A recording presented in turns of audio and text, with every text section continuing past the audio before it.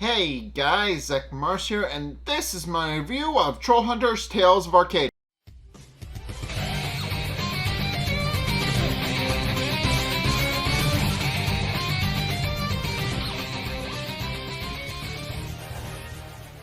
Okay, so this episode, Claire in Present Danger, essentially what happens is, NotEnrique does something, stupid, and it results in Claire finally being forced to know about all the troll things and all the other things, because now it's to a point where she has to know where she's in. Well, as the title suggests, if not, she'll be in grave danger. But essentially, this story is finally, this is the episode where Claire finally finds out what trolls are and all those things. And but also this is the episode where things kind of hit the fan, because now the bad guys have the Amulet of Daylight, and that is essentially their plan now is to wake up Gunmar and of course let him out of Killahead Bridge and let him out of the Darklands. But sure enough, when the story opens up, that's exactly what happens. The entire goblin army is chanting excitedly. Although we can't really understand what they're saying because obviously they speak their own language. I've literally only ever mentioned they have exactly one phrase in the entirety of their language that we know. But they're chanting excitedly, and both Nomura and Strickler are in their troll forms, and Strickler is presenting the Amulet of Daylight to Gunmar.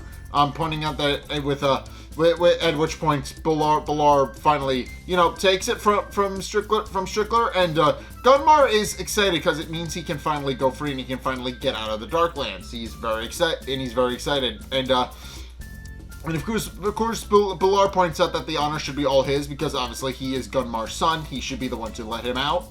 But he does point out that now that they've had the Amulet of Daylight, that they will absolutely be able to, open the doorway to the Darklands, and then they can reclaim the surface together.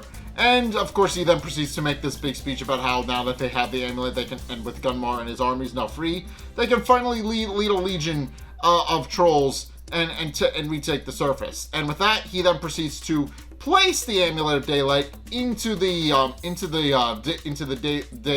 headstone on Killahead Bridge.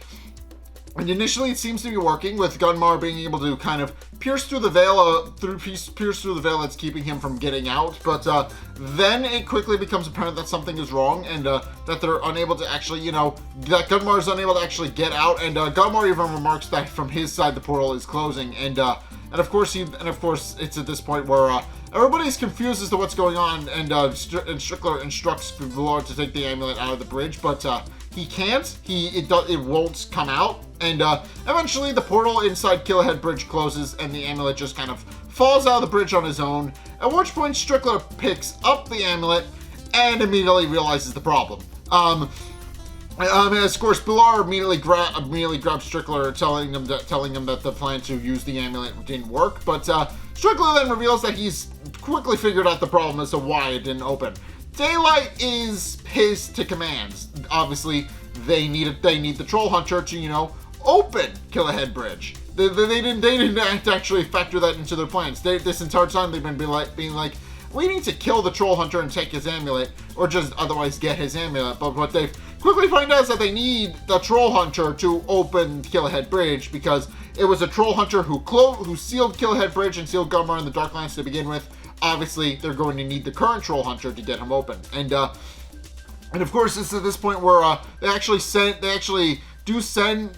of course they've actually sent. They also, I should mention, in between this, they've actually sent Fragua to go and retrieve NotEnrique, because apparently he was the only one of their changeling group that wasn't present. So they just went to send Fragua to go fetch him. And of course, Fragua is completely oblivious to the fact that the portal didn't work, so he's not there currently. But Bilar, once he realizes that they need the Trollhunter, he sends Nomura to go and retrieve him. And of course, she immediately leaves to go do that. Meanwhile, in Claire's house, NotEnrique is reading a NotEnrique is currently bartering with Toby. And what we find out is that Toby is trying to, and somewhat successfully, might I add, but he's trying to bribe NotEnrique to go into the Darklands with sweaty gym socks. He just has a bag full of them, and of course, while NotEnrique does find the offer tantalizing, since obviously he likes sweaty gym socks. All trolls like sweaty gym socks, as we're finding out. He points out that he would never actually, go into the Darklands because he obviously does not like going into the Darklands. He just does not like the Darklands, and he admits that he's very lucky to be out and to begin with. So, for that reason, he declines Toby's offer, and Toby, dejected, then proceeds to go back to his house. Meanwhile, it's at this point where NotEnrique pulls out a magazine with a Baby Bottle Monthly, and of course he wraps up Snoozy Snooze in a blanket, and proceeds to tell the stuffed rabbit that some people don't know that some people just have no class, and that he points out that they don't know how lucky they have it, and at which point he then proceeds to just prop it up behind himself and pulls out his magazine and starts reading, at which point he hears Frogwa skittering around in his bedroom. And we don't see Frogwa right away, but NotEnrique knows that that's who it is. And of course, when Frogwa eventually appears on his crib, and starts asking NotEnrique to come with him, although NotEnrique admits that he doesn't fully understand goblin speak, so for that reason he kind of initially declines, but Frogwa then proceeds to kind of more clearly making demands of him. He eventually realizes that Frogwa wants him to come with him and go to see the portal opening, and obviously, he points out to Frogwa that he doesn't want to go with him, pointing out that he's comfy there in his crib and everything, and that they obviously won't need him to open the bridge to open the portal to the Darklands, and tells Frogwa that he's just not going to go with him. But Frogwa, of course, does not take no for an answer, and is prepared to take NotEnrique if necessary. And at which point NotEnrique tells him that he's not going to go quietly, and the two then proceed to fight briefly. And of course we find out that Mr. and Mrs. Nunez are not really paying attention to any of that, because they're watching one of the gun robot movies downstairs, and they only hear something on the roof and something sculling around upstairs, and they just raise the volume a little bit so that they can hear the movie better. But of course, they then proceed to scout, but of course, eventually, NotEnrique manages to kill Frogwa by accident. And what happens is that as they're fighting, they accidentally knock some of the shelves loose on Enrique's bedroom, and this causes several of the things to land on top of Frogwa and squish him dead. And of course, NotEnrique, quickly realizing that he'll probably draw goblin ire, quickly hides inside the closet before any of the other goblins show up and figure out what happened. And sure enough, several goblins show up. They see the late Frogwa's squished body, and it's at this point where one of the goblins, which then proceeds to draw a mustache on himself and is revealed to be the new Frogwa. The new Frogwa picks up a picture of Claire, which has fallen in the puddle. And after getting a closer look at it, and then concludes that Claire is actually the one who squished her brother, squished her goblin brother, even though, she was nowhere near any of this when it was happening. Literally not at all. She was nowhere present. But of course, because goblins, obviously, as we've established, do not have a great sense of cause and effect, they assume because there was a picture of Claire next to the puddle that used to be their previous leader, they concluded that she was in fact the one who squished him. And of course that wasn't what happened, but the goblins don't know that, because goblins cannot link cause and effect. They just assumes that Claire had something to do with it, and now have drawn goblin ire. And of course, once the goblins leave, NotEnrique quickly realizes that he may have gotten his big sis in a bit of trouble, and realizes he needs to tell someone and let them know what's going on. And meanwhile, Jim is currently still is currently oblivious to the fact that his amulet's been switched because obviously Strickland replaced it with a fake one last episode and brings that up again this episode because obviously Jim does not know about the amulet, but also is trying to figure out a way to actually go in and save Enrique. Obviously he's brainstorming ideas and he has no idea what to do, but obviously they're in Toby's bedroom currently and trying to figure things out, and Jim is trying to figure out a way to actually, get inside the Darklands to see if he can rescue Enrique, and of course, Blinky does point out that they can't really go in because obviously Jim is much too big to go into the hole, Jim proceeds to point out that maybe they could use the percolator, shrink him down, and then he could just go in and rescue Enrique that way. But of course, a problem obviously presents itself in that if they did that, Toby points out they've done that before. But obviously, if Jim goes in small, he's not going to be able to come back because, for obvious reasons, the percolator we've established is temporary. It'll shrink him down, and sure, he'll be small enough to go into the Darklands in the meantime. But he's a little too big to get back out. So for that reason, they decline that. But Blinky points out that even if he did go in, there would be no way to get him out anyway, because letting him out, regardless of how they actually get him in, would just mean potentially letting Gunmore loose, and they point out that would pose grave danger with Arg adding to that point, although he's currently playing Go-Go Sushi, so he's not really, paying much attention to any of that. But he's only like half paying attention to the conversation being had. But of course, Jim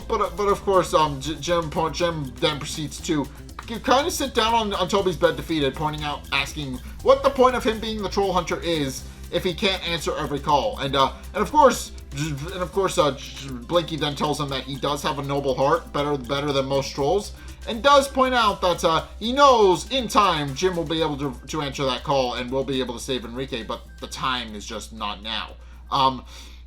But of course, it's at this point where Noam Chomsky, having heard all of this from his dollhouse, and after realizing what needs to be done, he proceeds to walk out. He proceeds to first and foremost kiss the little doll that he's taken as a girlfriend / wife. I should mention he proceeds to walk out. He proceeds to give her a kiss before walking out of his dollhouse and proudly proclaiming that he will go. I mean, obviously you don't hear him speak any of that, but his body language implies that that's what he wants to do. And of course, Toby tells Noam Chomsky that obviously he can't do that because it's a big risk and they couldn't expect him to take it. But Noam Chomsky is insistent that he be the one to go through the fetch and find Enrique's cradle and all the other things, and be the one to actually find the goblin nursery. But and of course, when they realize that that would absolutely help, but Blinky then realizes that he actually has in fact misjudged Noam Chomsky, telling him that he is no vermin, but rather a verman, which is a fun little pun. But he then proceeds. But of course, it's at this point where Noam Chomsky then proceeds to wrap a rope around his waist, and but before he leaves, Toby then proceeds to grab his quote-unquote wife and tells him that she has something to say. And of course, he then proceeds to Noam Chomsky proceeds to grab the doll and gives it one last kiss and one last hug before he proceeds to get ready to leap through the fetch. And of course, Jim tells him that when he eventually finds the goblin nursery, to give the rope a tug, and they will pull him back out. Simple as that. And of course, Noam Chomsky does go into the fetch, and initially things seem like they're normal. Things seem like nothing's going on, and they eventually think Noam Chomsky is fine. But then they feel a tug on the rope, and they do try to pull him out. But then they realize that whatever's on the other end of the rope is pulling on a lot tighter than they think it is. And eventually, even with everybody on the other end pulling, the rope that keeps Noam Chomsky connected to the main world is lost, and it just goes through the fetch and into the Darklands with him. So unfortunately, Unfortunately, Noam Chomsky is unfortunately lost, and everybody believes that he's perished. And of course, it's at this point where Toby tries to go into the fetch after him, but obviously he's too big, so that doesn't work. And of course, Blinky then proceeds to console Toby, telling him that obviously he's Noam Chomsky. He's a gnome. He's a scrappy creature. Obviously, he will be fine. So for the time being, they point out that it's probably not going to be that big a deal. But of course they then proceed to point out that they're going to have to figure out something in the meantime. When it's at this point where NotEnrique shows up at Toby's house. And then proceeds to tell him what happened with the goblins and Frogwa and everything. He then and this ends up becoming a recurring bit where everybody winds up getting outraged and pinning NotEnrique down on the table when he says something obviously stupid. But he essentially proceeds to point out that goblins were in his bedroom. They grabbed him. They tried to grab him, and he accidentally squished one of them, and he's barely able to make it out with his life. But at which point, Blinky pins him down and demands to know what exactly it is, if he was stupid enough to bring Goblin Ire to Toby's house. But it's of course at this point where he points out that that wasn't what happened, and proceeds to tell them that that actually Claire was the one who got blamed for the goblins squishing. So, at which point, Jim proceeds to grab him and pins him down, and realizing now that Claire's in obvious danger, and proceeds to leave to go and find her. But also before they leave, NotEnrique adds one last little piece of trivia that they've assembled all the pieces of Killahead Bridge. At which point, Toby pins him down and demands and realizes that now realizes what's going on with the bridge. And of course, at this point where they proceed to formulate a bit of plan where Jim obviously goes off to go and find Claire and warn her about what's going on. While of course they find out that Jim has gone off to go rescue Claire. So they send Toby and Org after him to keep him safe and make sure nothing bad happens. But also, it's at this point where Blinky points out that that he's going to go off and go find the bridge, and NotEnrique is going to tell him where it is, so that they can find him and they can find it. And he's got as his witness. He is going to see the bridge firsthand and make sure and confirm that it does indeed exist. So with that, they then proceed to go to the museum. And of course, this is this point where Claire is currently in her bedroom and somebody is watching from the window, and we then realize that it's just Jim. It's fine, but he proceeds to knock on her window rather frantically, of course, because he needs to get her out of her house because obviously goblins are coming for her. She's going to be in a lot of danger, but and of course she proceeds to open the window and is obviously very upset with him. Obviously pointing out that he's been acting like a bit of a jerk lately. So obviously she doesn't really want to see him. But she also proceeds to pull him in and also tells him for much more obvious reasons that it's also late. And that she proceeds to tell him that he shouldn't be there and she doesn't want to speak with him. But she does tell. He then proceeds to realizing that she's in grave danger and that she needs to come with him. She instructs him that she needs to come with him, but she obviously doesn't want to go with him because it's been a bit of a roller coaster of emotions throughout this entire first part of Trollhunters. So. Obviously, she has difficulty figuring out what kind of person Jim is, or or whether or not she should trust him, and of course Jim realizing that there's only one way to actually get her out of the house, proceeds to tell her everything about how NotEnrique is now her brother has been swapped with a changeling, about how goblins are after her because of something he did, and obviously that he's there to protect her. And of course she doesn't buy any of that, pointing out that he's just crazy. But he then proceeds to tell her that he can prove it. So he proceeds to pull out his amulet, or rather the fake one, because he doesn't realize that they've been switched at this point. And starts trying to summon his armor and tells her to stand back, which she's obviously very skeptical, and he's even more skeptical when obviously he tries to summon his armor and it doesn't work. And he continues to shout to state the incantation, getting louder and louder as he tries. But she eventually has to quiet him down because obviously her parents are still home, and obviously she's not around to have any boys in her room, especially Jim, because of they don't all they really know is that Jim trashed their house and has obviously that obviously means that he can't be trusted. But of course Jim points out that there is more than one way to prove what's going on, and realizing that his amulet obviously isn't going to work, then proceeds to bring Claire back to NotEnrique's bedroom, pointing out that if NotEnrique has in fact been switched with a changeling, and that if that is in fact the case, then they can easily just go to the bedroom and confirm that. And sure enough, she then proceeds to run to his bedroom, and of course sees the massive mess that NotEnrique and the goblins caused, and of course she proceeds to look around and realizes something has happened to her brother.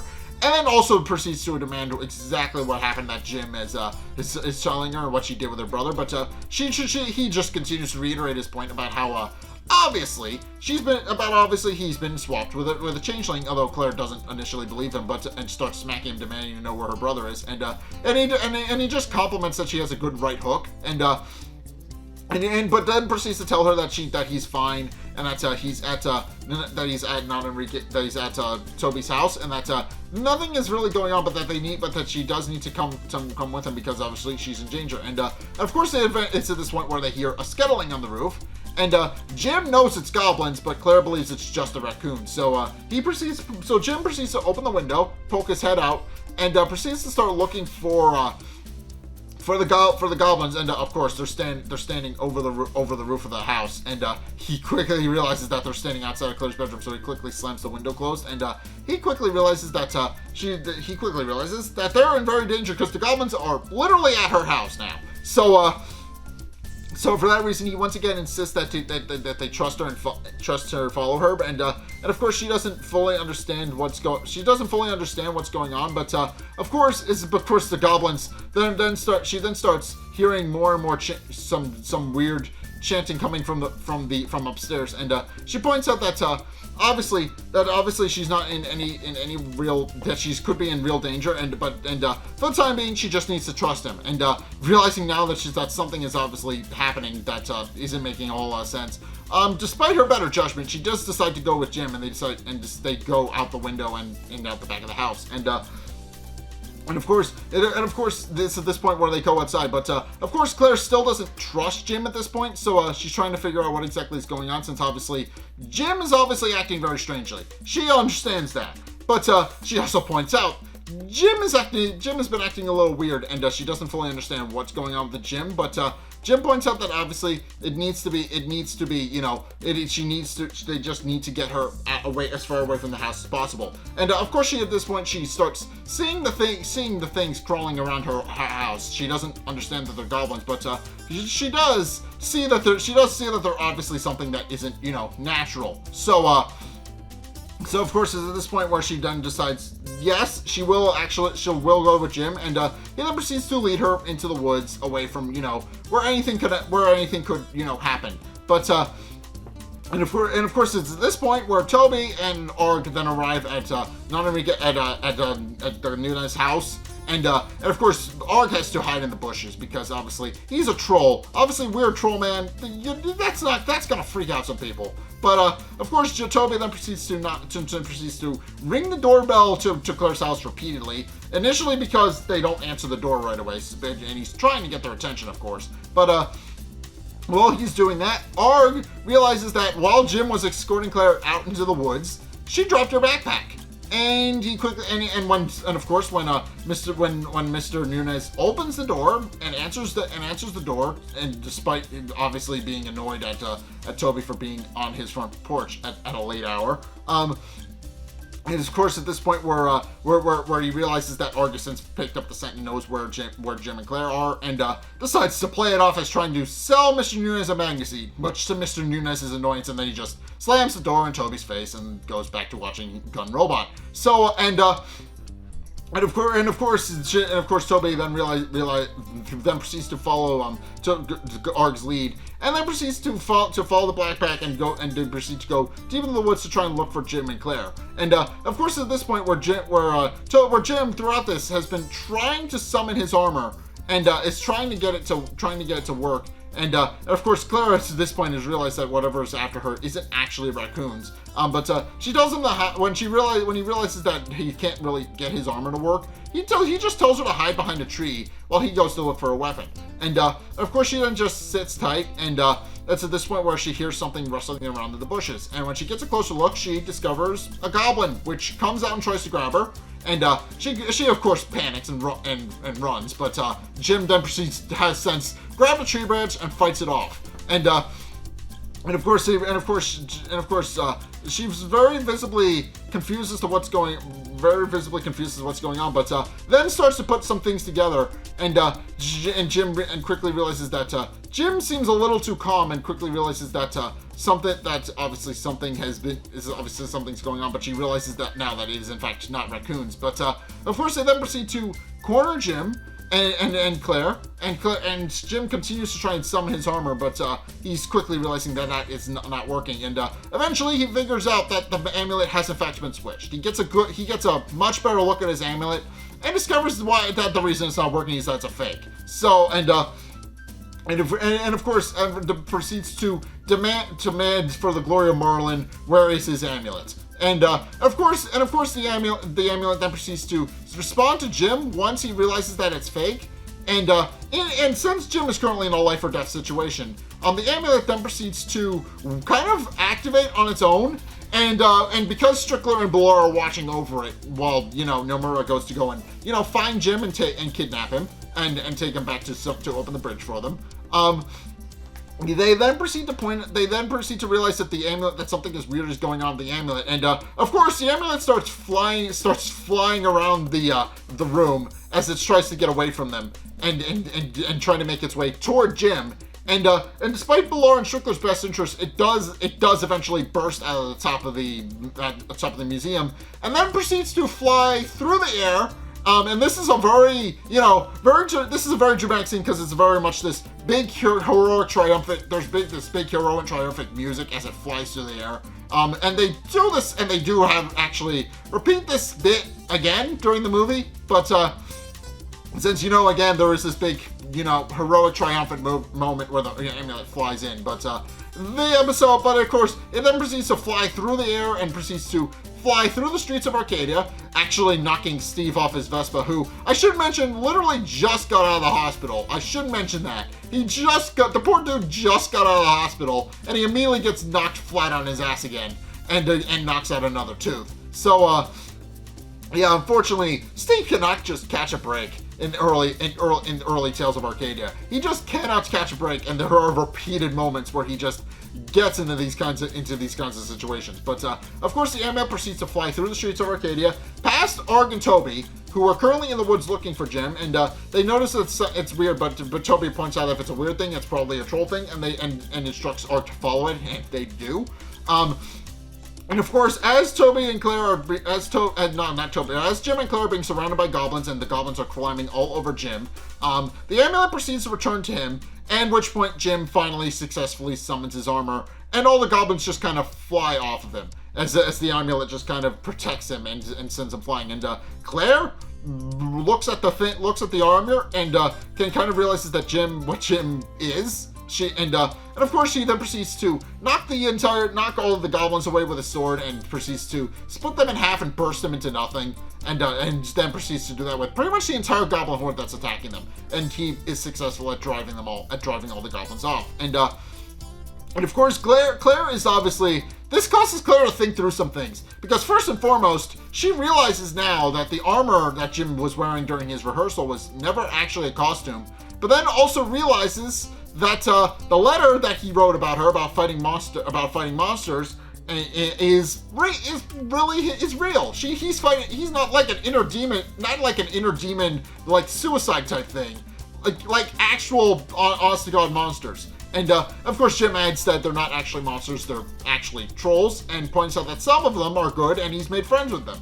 And But of course he points out, but of course he's very visible. But of course Claire is obviously also trying to realize that even though she is impressed by the fact that Jim is obviously the troll hunter, and she now realizes that, it also causes her to think through some things. She now realizes that there's a lot of things that don't make sense that make perfect sense. She obviously realizes that obviously there's something deeper going on with Strickler, and obviously she admits during this episode that she was in Jim's house and heard the entire conversation between the two of them before she, Droll accidentally knocked her out, and never really learned any sort of explanation behind that. I should admit.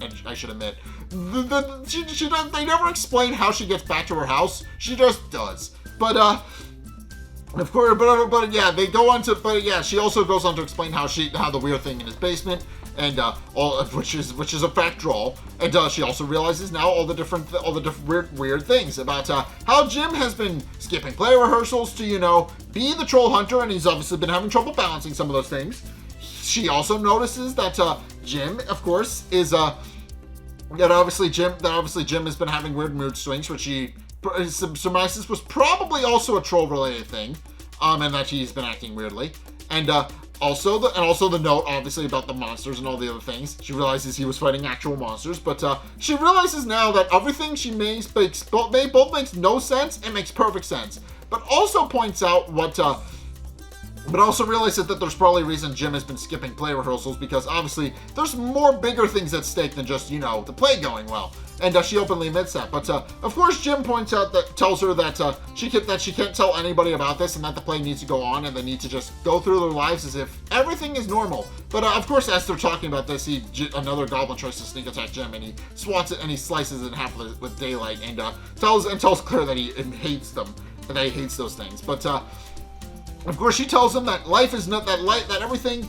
is, that everything has to go on as normal, because obviously this is this weird thing that obviously not everybody's going to willingly accept right away, and there's obviously going to be problems with that. So for that reason, he proceeds to tell her that they just need to keep a low profile and keep it all secret. She can't tell her friends or anything like that. But of course, she does also proceed to wonder who else knows, since obviously she knows that Strickler knows, and probably Toby. And of course, she also wonders what actually is going on with her brother as well, because obviously he mentioned that something had happened with her brother. Since obviously that brings up a very obvious problem. That's obviously the Nunes' youngest has been replaced with a changeling, and she has no idea how to break that news to her parents now, especially since she can't.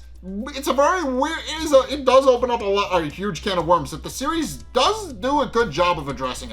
Actually, it does a great job of pointing all of these things out. But of course, she goes on to explain how. But of course, she then proceeds to point out that if she can't talk about that, she'll just have to find a way to cope with it. And of course, Jim promises that when the time comes, he will save her brother. But it's at this point where as they're having this conversation, they suddenly hear somebody whistling in the hall of the Mountain King, which of course means Nomura. And Jim, of course, recognizes immediately what's going on. Well, Claire doesn't fully understand what's going on and wonders who's whistling. But Jim proceeds to just instruct her to get back to the house. And but of course, it's too late, as Nomura suddenly appears on top of one of the trees and just jumps down and points out that that's very cute, and that she points out that she thought chivalry is dead. At which point, she then proceeds to get ready to engage Jim in a battle, and she proceeds to instruct Claire to go back to to get as far away from possible and get help or anything else. And of course, she proceeds to run as far away from possible as of course Jim and Nomura then proceed to battle. And Nomura does note that Jim has indeed improved in skill a lot since they last fought. Since Jim has obviously picked up some new tricks since they fought previously. But of course, it doesn't want to be enough. She admits that it won't be enough, and that she can't wait to cut him down to size, and proceeds to knock him around a little bit as they fight. And meanwhile, Claire has in fact gone all the way back to her house, and immediately runs in the front door, and obviously in a panic state. And of course, Jim doesn't. And of course, Mr. Nunes immediately jumps up when he realizes his daughter is out when she shouldn't be, and she doesn't, but also realizes that something obviously is wrong. And she then proceeds to tell them that it's Jim. And despite, not liking Jim, Mr. Nunes immediately drops everything to go and help Claire rescue him. of course, she then proceeds to run back to the woods, and eventually, Nomura does in fact defeat Jim and eventually knocks him out of his armor, and of course, he sees the fake amulet and the real amulet next to each other, and he points out that they obviously had the real amulet, and they should have, and wonders why they're coming after him. But she points out that they tried to open the bridge with just the amulet, but it turns out they just need Jim as well. And of course, what Jim hears that he wonders why she's trying to kill him instead. But she points out that she clarifies that she's not there to kill him, but to take him. And then proceeds to knock him out with one of her swords and proceeds to try and, drag them through the woods, but back to the museum. But obviously she winds up having to abandon that goal because not only are Toby and Arg nearby, but also Claire has since gotten her parents and have brought them back to where Jim was as well. And realizing that she's in a very big chance of being cornered and caught, she proceeds to flee into the night and realizes that she'll have to come back later. At which point they realize Jim has been knocked out. He's still conscious, but he's been banged up a little bit. Of course, Toby tells Arg to stay back, and Arg can only watch from a distance as all of his new his friend and Claire and Mr. Nunez proceed to try and assess the damages done to Jim's body, and Jim of course is fine, but he is in fact banged up, and they eventually bring him to the hospital where his mother reassures him as well, and they proceed to bring him into the surgery room to patch him up. So and of course at this point, and that's kind of where the episode ends. But of course at this point where Blinky then proceeds to sneak his way into the museum and finally realizing that now that he has that what NotEnrique says is true and that they have completed the bridge, he realizes now that the danger is a lot realer than they thought. But it's at this point where he's immediately grabbed and accosted by Bilar, and it's revealed that NotEnrique, of course, came back to the museum to tell Strickler and Bilar what was going on, and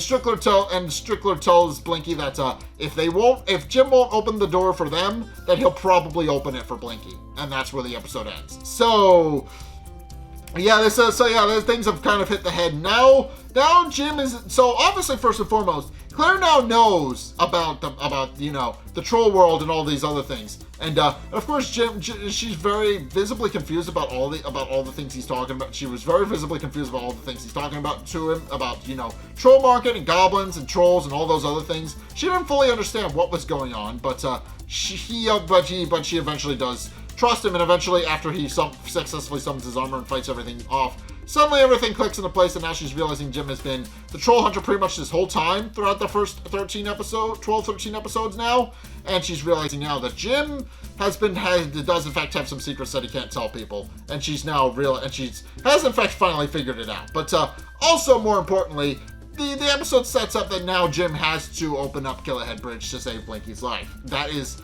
what's going to be happening in the 13th episode of this, and of course this is kind of sort of the end of season 1 going into season 2, because obviously this episode will end off the first major arc of the story, and going into the first major arc, this will end what's going on with it. But obviously there's a lot more to part 1.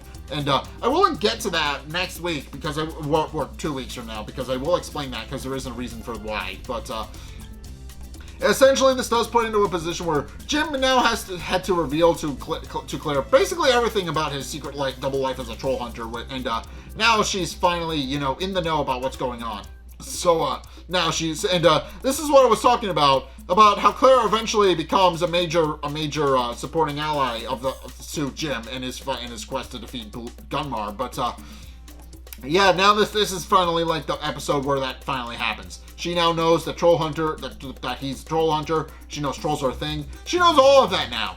That's the important thing to take away from this. She knows all of that now, but also now the impending opening of Killahead Bridge is coming, because now they have Blinky as a hostage, and they're going to try and use Blinky to get Jim to open the door to Killahead Bridge. So yeah, and just kind of get Gunmar out. But that is a that's going to be a big thing. But that is, in fact, where that's going to be all of that for next episode. But yeah, this does set up a couple of things, and it does. And this first episode, this first season, like, well, I guess season. Technically, 13 episodes is a season, but you know, we've repeatedly seen that that's just a suggestion, because we've seen, you know, because we've seen stories that have done more or less than that. So, you know, not necessarily a full season, but also kind of sort of a full season. It's supposed to feel like a full season, and again, I will explain why that is.